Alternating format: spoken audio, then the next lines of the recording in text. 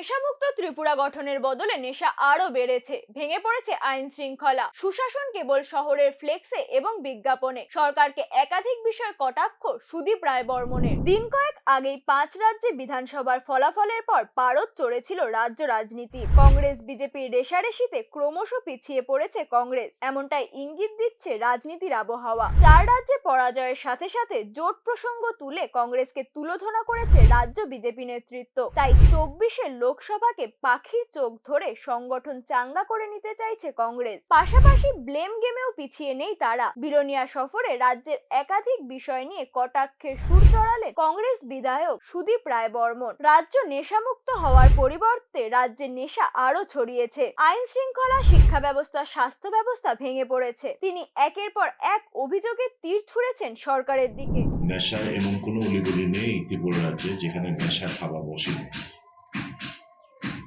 এবং কারা এর সাথে জড়িত, কেন দুর্বলতা কোন জায়গাগুলো, কেন কঠোর হস্তে এগুলোকে দমন করছে না, এটা সকলেরই জানা। নেশা ছড়িয়ে গেছে, নেশামুক্ত ত্রিপুরা করবে, উল্টো নেশা ছড়িয়ে গেছে, নেশার সঙ্গে যুক্ত হয়ে যাচ্ছে ছাত্র যুব সমাজ। এটাকে যদি সুশাসন বলে আমাদের কিছু বলার নেই। স্বাস্থ্য শিক্ষা ব্যবস্থা ভেঙে চুরমার, এটাকে যদি এরা সুশাসন বলে আমার কিছু বলার নেই।